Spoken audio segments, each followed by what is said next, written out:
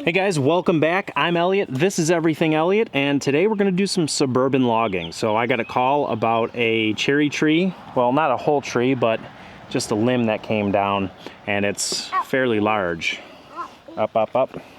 You want to go in the bed of the truck? Bed of the truck. Okay, bed of the truck. So we're going to load up the chainsaws. We're going to load up some fuel, some bar oil, and we're going to go get some firewood today. Today. Do you want to go get firewood? Mm-hmm. Okay, we can do that. Daddy's. Let's get the chainsaws.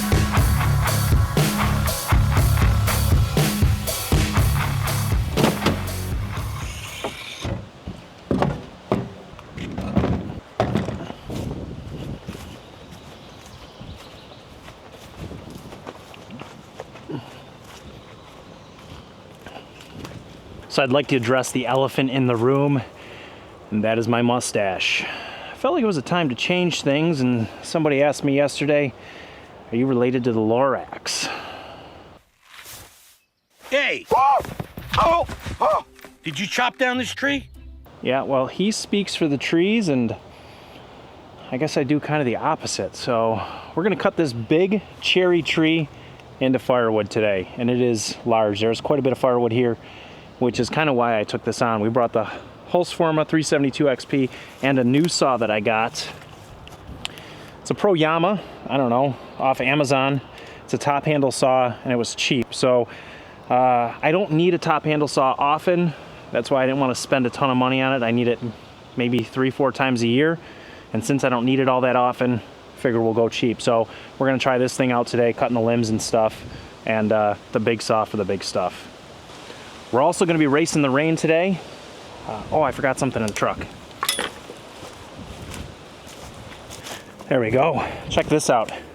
Mango marker. So Mango marker saw one of my videos and they said, hey, we want to send you a mango marker for you to try out. They saw I was using the zip ties on the side of the saw and said, hey, we got a better method. We want you to try it. Let us know what you think. And the cool thing about this, in a future video, I'm actually going to be giving 5 of these away. So make sure you're subscribed. You don't want to miss that. If you want a free mango marker, keep watching my videos. Probably in a week or two, we're going to be giving 5 of these away. I want to use it a couple times to get a hang of things and see what it's like before I promise you stuff, I guess. I don't know. I always like to test things before I tell you to go buy it. Now, I normally wouldn't wear my helmet on a job like this because there's nothing really overhead, but Jake from Dude Ranch DIY was giving me so much sass about it. Hey Elliott, I hope you had fun on your safari. I see you brought back a little souvenir with you on your head. When you want to become a real tree pro, get yourself a Protos. I'm wearing it for him.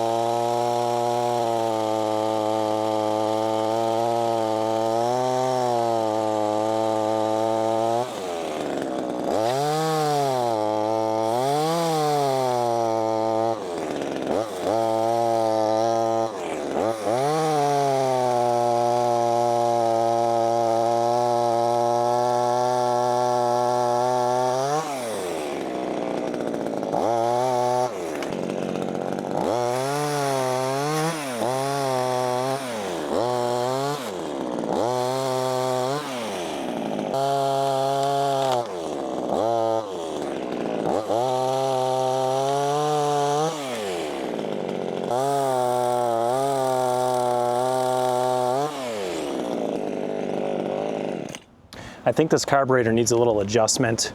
Seems like it's not getting to full RPM, but I did not bring a carburetor screw with me, or a carburetor screwdriver, so I guess now we know.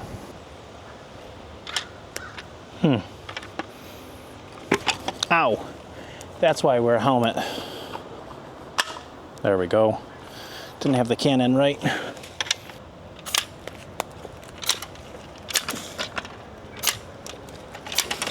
Guess I should have went on the other side of the tree here.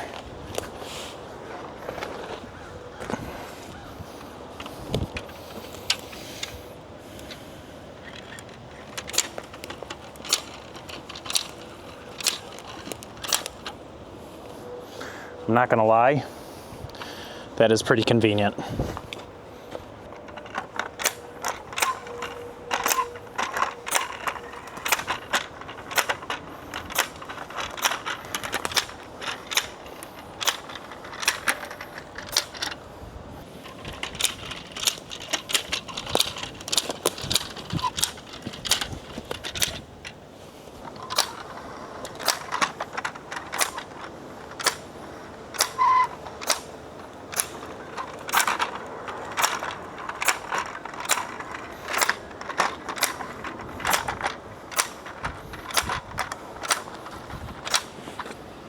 All right, so we have both big limbs marked.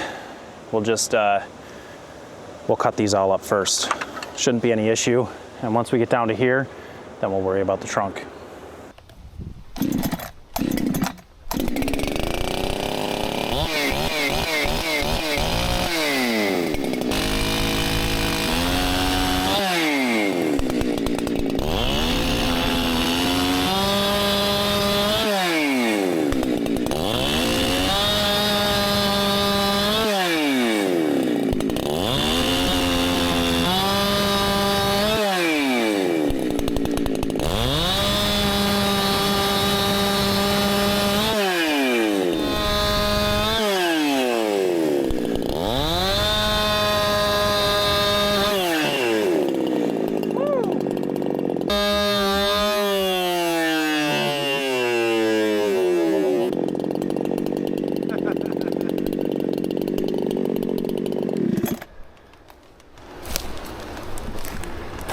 Guess that's why you wear a helmet, huh? All right, so this is what happened. The tree had some tension, compression, one of the two, compression probably, in it, and it was leaning against that other cherry tree. When I cut it past that cherry tree over there, it popped. Just caught my hand a little bit. I mean, that's it. But I guess it's situations like that that you do wear a helmet, because if that would have caught me in the grape, probably would have hurt. No big deal, minor setback, nobody's hurt. Probably should be wearing some chaps, but I'm not, so go ahead and razz me in the comments. We're gonna finish cutting this limb up here, and then we'll get into the trunk. This is taking me a lot less than I thought it was gonna, so, but we do have to hand load, so that's gonna be a project.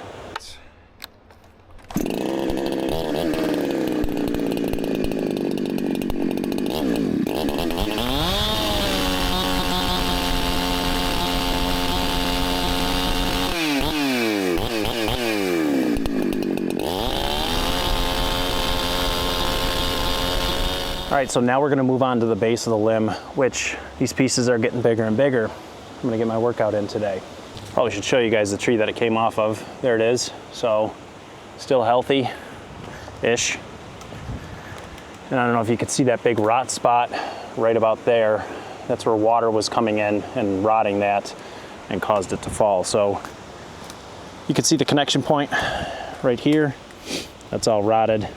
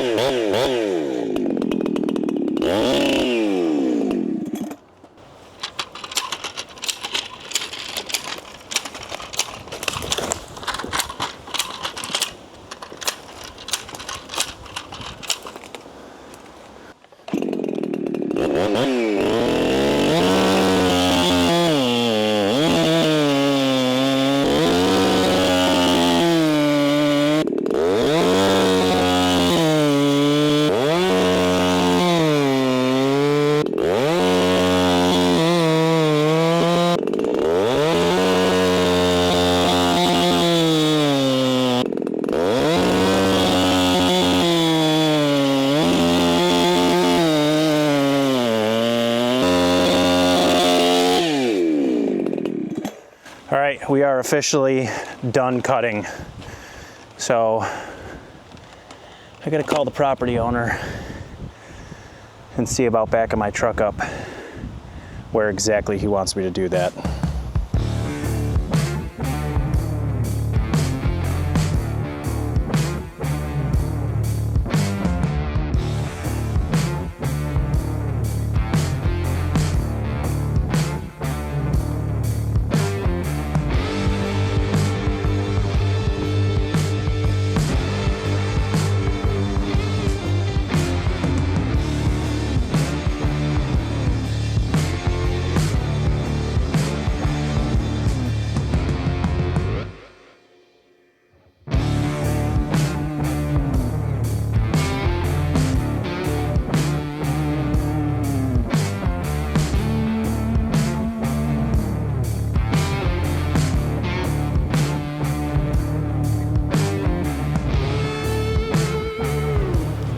All right, so I was able to get the truck a lot closer than I originally thought I was going to.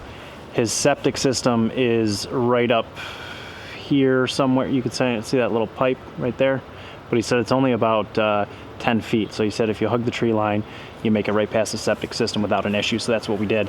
Now I only have like a 20-foot walk instead of parking all the way on the other side of the septic over there. So I would love to say I'm gonna get this in one load, but I don't think that's gonna happen.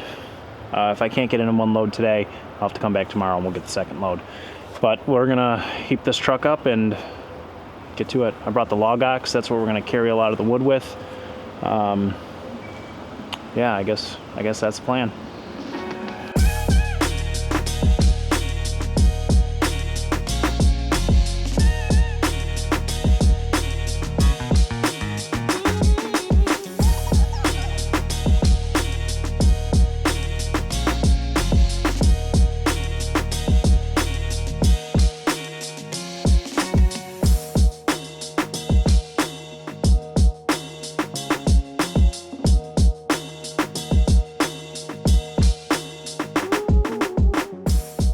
All right, so we got just about everything loaded. A little space in the back there for the chainsaw. Whew, look at that mustache. Sorry about the wind there, guys. Yeah, we got just about everything. Let's go take a look in the back. The thing that sucked about it was the further I got away, the heavier the rounds got. There's 1, 2, 3, so there's 4 rounds left, and honestly, not really worth coming out here again just for 4 rounds. And the guy said I could leave whatever I don't want. But we did a pretty good job. There's 1, 2, 3, and 4 rounds. We just have to clean up my stuff. And again, the guy said just leave a mess. He'll take care of it because he's happy I took care of most of the tree for him. Otherwise, he would have had to deal with the whole thing. So yeah, we did all right. I'm gonna go load all of my gear in the truck. We're gonna get out of here.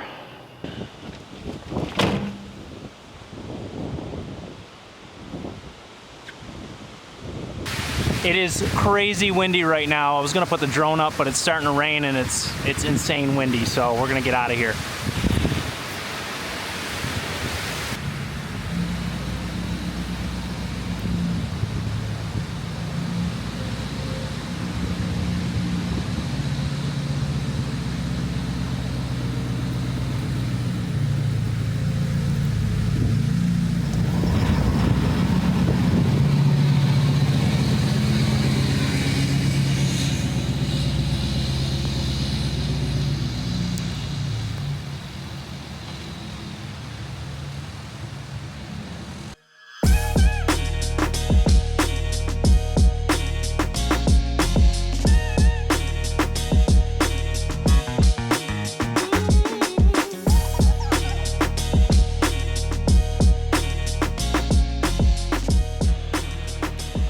All right, so that's a pretty decent loaded cherry right there.